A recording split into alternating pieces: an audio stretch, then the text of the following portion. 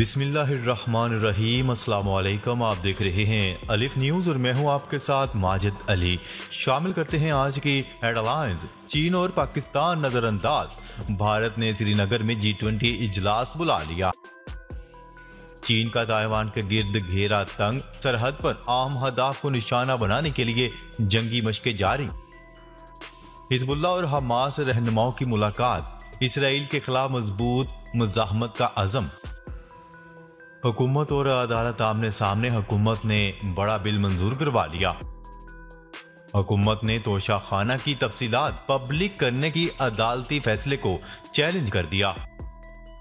NASA ने फजाई आलूदगी पर नजर रखने वाला सैटेलाइट लॉन्च कर दिया। अमेरिका ने जोहरी गाइडेड मिसाइल आबदोज बहरीन में तैनात कर दी।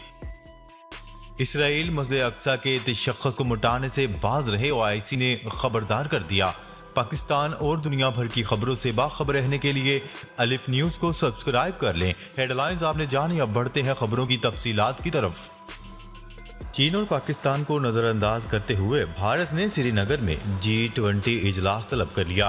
भारतीय मीडिया की रिपोर्ट के मुताबिक G20 इजलास 22 से 24 मई के दौरान मकबूजा कश्मीर के दारुल हुकूमत श्रीनगर में होगा। भारतीय मीडिया का कहना है कि चीन और पाकिस्तान ने भारत के श्रीनगर में G20 इजलास मुनक्किद करने पर एतराज़ किया था। मीडिया रिपोर्ट के मुताबिक चीन ने गुज़िश्ता माह और अरुणाचल प्रदेश में मुनक्किदा G20 इजलास पर भी एतराज़ उठाया था। खबर के अगले हिस्से में बात करते हैं। चीन की ताइवानी सरहद पर अहम हदाफ को निशाना बनाने के लिए जंगी मशकें जारी। चीन ने आबनाए ताइवान में जारी मशकों के तीसरे रोज ताइवान के अहम हदाफ को निशाना बनाने की जंगी मशकों का मुजाहिरा किया। अमेरिकी स्पीकर की ताइवानी सदर से मुलाकात के बाद चीन की जानिब से आबनाए ताइवान में फौजी मशकें शुरू की गई थीं, जिस पर अमेरिका की जानिब से चीन को तहम्मुल का मुजाहिरा करने का मशवरा दिया गया। ताइवान का कहना है कि मशकों के दौरान चीन के 70 जहाज़ों ने ताइवानी हदूद के करीब परवाजें की हैं, जबकि 11 चीनी बहरी जहाज भी देखे गए हैं। ताइवानी महकमा दिफा का कहना है कि 45 जंगी तैयारों ने आबनाए ताइवान में मेडेन लाइन क्रॉस कर ली और ताइवान के जनूबी हिस्से के ऊपर उड़ान भरते रहे। ताइवान की बहरी अमूर कौंसिल ने भी एक वीडियो जारी की जिसमें उनके एक बहरी जहाज पर से चीनी जंगी बहरी बेड़े को दिखाया गया। वीडियो में ताइवानी अहलकारों की जानिब से चीनी बेड़े को इलाकाई सरहदों की खिलाफवर्जी से खबरदार किया जा रहा है। खबर के अगले हिस्से में बात करते हैं। हिजबुल्लाह और हमास रहनुमाओं की मुलाकात। इसराइल के खिलाफ मजबूत मुजाहमत का अज़म। हिजबुल्लाह और हमास के रहनुमाओं ने इसराइल के खिलाफ पुरजोर मजम्मत की तैयारी पर बातचीत के लिए लेबनान में मुलाकात की। बैनुल-अक़वामी मीडिया की रिपोर्ट के मुताबिक हिजबुल्लाह ने बयान जारी किया जिसमें कहा गया है कि मस्जिद अक्सा में हालिया इसराइली हमले को मद्देनजर रखते हुए हमास और हिजबुल्लाह ने लेबनान के दारुल हुकूमत में मुलाकात की, जिसमें इसराइल के खिलाफ पुरजोर मुजाहमत पर तबादला ख्याल किया गया। दूसरी जानिब हिजबुल्लाह ने अपने बयान में कहा है कि हमास के सरबराह की हिजबुल्लाह के चीफ से मुलाकात के दौरान फ्रीकैन ने इसराइल मुखालिफ मुजाहमत की तैयारी और हालिया पेशरफ के तनाज़र में तहरीकों के दरमियान ताउन पर तबादला ख्याल किया। दोनों ने मगरबी किनारे और गजा में मुजाहमत की शिद्दत और मजबूत बैतुल मुक़द्दस में मस्जिद अक्सा में होने वाले वाक़यात पर भी तबादला ख्याल किया। खबर के अगले हिस्से में बात करते हैं। अदालत और हुकूमत आमने सामने। वज़ीर-ए-आज़म शहबाज शरीफ की ज़ेर सदारत काबीना के इजलास में इलेक्शन कमीशन के अखराजात से मुतल्लिक बिल की मंजूरी दे दी गई। ज़राए के मुताबिक वज़ीर-ए-आज़म शहबाज शरीफ की ज़ेर सदारत वफाकी काबीना के इजलास में पंजाब में इलेक्शन के लिए इलेक्शन कमीशन को फंड की फराहमी की समरी पर मुशावरत की गई। काबीना ने इलेक्शन कमीशन के अखराजात से मुतल्लिक बिल की मंजूरी दे दी।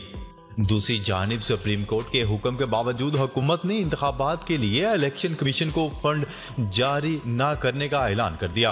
कौमी असम्बली में बिल लाकर बहाने से इजलास 13 अप्रैल तक मुलतवी करवा दिया गया। सुप्रीम कोर्ट की जानिब से हुकूमत को फंड जारी करने के लिए आज 10 अप्रैल की आखिरी तारीख दी गई थी।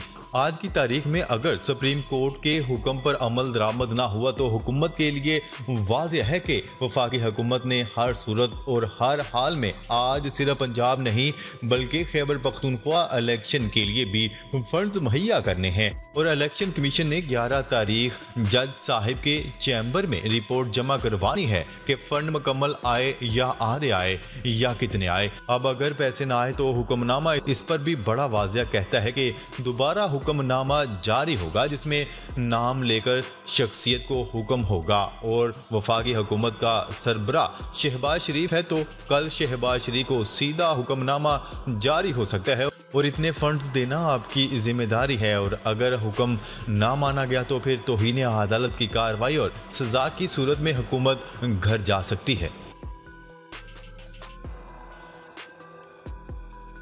खबर के अगले हिस्से में बात करते हैं। वफाकी हुकूमत ने तोशाखाना की तफसीलात पब्लिक करने के सिंगल बेंच के फैसले को लाहौर हाई कोर्ट में चैलेंज कर दिया। वफाकी हुकूमत ने एडिशनल अटॉर्नी जनरल के जरिए अपील दायर कर दी।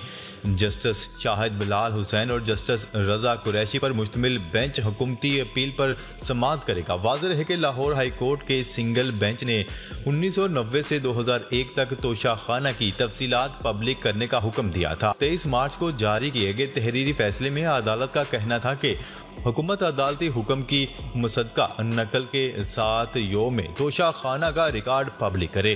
फैसले में कहा गया है कि हुकूमत 1990 से 23 मार्च 2023 तक तहाइफ देने वालों का नाम भी साथ योम में पब्लिक करे। जस्टिस आसम हफीज का कहना था कि तहाइफ की मलकियत हुकूमत के पास होती है। तहाइफ तब तक हुकूमत के पास होते हैं जब तक लेने का तरीका ना अख्तियार किया जाए। खबर के अगले हिस्से में बात करते हैं। नासा ने फ़ज़ाई आलूदगी पर नज़र रखने वाला सैटेलाइट लॉन्च कर दिया। गुज़िश्ता बरसों में नासा ने अर्जी व फ़ज़ाई आलूदगी पर नज़र रखने के लिए कई सैटेलाइट बनाए और मदार में भेजे हैं, जबकि अब टेम्पो नामी एक नया सैटेलाइट शिमाली अमेरिका पर नज़र रखेगा। ये सैटेलाइट एक मुल्क से दूसरे मुल्क या फिर एक इलाके के दूसरे इलाके में बदलती हुई फ़ज़ा का बाहमी मुवाजना करेगा। इसके सेंसर बुनियादी तौर पर 3 खौफनाक गैसों या अज्जा का जायजा लेंगे। खबर के अगले हिस्से में बात करते हैं। अमरीकी बहरिया ने मशरक़ वस्ता में जोहरी ताकत से चलने वाली गाइडेड मिसाइल आबदोज तैनात कर दी। बरतानवी खबरसार इदारे की रिपोर्ट के मुताबिक अमरीकी बहरिया के कमांडर ने कहा है कि अमेरिका ने फ्लोरिडा नामी आबदोज तैनात की है जो बहरीन में कायम अमरीकी 5वें बहरी बेड़े की हमायत में काम कर रही है। उन्होंने बताया कि फ्लोरिडा जुमेरात को खित्ते में दाखिल हुई थी और गुज़िश्ता रोज़ नहर स्विस से गुजरकर बहरीन के बेड़े में शामिल हो गई। उन्होंने मजीद बताया कि इस आबदोज में ज़मीन पर हमला करने वाले टॉम हॉक 154 नामी क्रूज मिसाइल ले जाने की सलाहियत भी मौजूद है। अमेरिका का आबदोज के मुकाम और मौजूदगी का ऐलान करने वाला अवामी बयान इंतहाई गैर मामूली है, क्योंकि अमेरिकी फ़ौज अपनी आबदोज की कहीं भी मौजूदगी तस्लीम नहीं करती। खबर के अगले और आखिरी हिस्से में बात करते हैं। इसराइल मस्जिद अक्सा के तशख़्ख़ुस को मिटाने से खबरदार रहे। मुस्लिम ममालिक की तंजीम OIC ने इसराइल के गासबाना पॉलिसी की मजम्मत करते हुए कहा है कि अल-कुद्स के तशख़्ख़ुस को मिटाने की कोशिशें कामयाब नहीं होगी। अल अरबिया न्यूज़ की रिपोर्ट के मुताबिक इस्लामी तावन तंजीम ने मस्जिद अक्सा में नमाजियों को तशद्दुद का निशाना बनाने की मजम्मत करते हुए दो टोक अल्फाज में इसराइल पर वाज़िया किया है कि अल-कुद्स मकबूजा फ़लस्तीन का अटूट अंग है और फ़लस्तीनी रियासत का दारुल हुकूमत है और मस्जिद अक्सा अपने पूरे हिस्से के साथ सिर्फ मुसलमानों की खालिस इबादतगाह है। तंजीम के सेक्रेटरी जनरल ने इसराइल को खबरदार करते हुए कहा है कि मस्जिद अक्सा की तारीख और कानूनी हैसियत को तब्दील करने की किसी भी कोशिश से बाज रहे। नाजरीन, अब तक के लिए इतना ही। मजीद खबरें लेकर बहुत जल्द आपकी खिदमत में हाजिर होंगे। तब तक के लिए अपना ख्याल रखिएगा। अल्लाह निगहबान।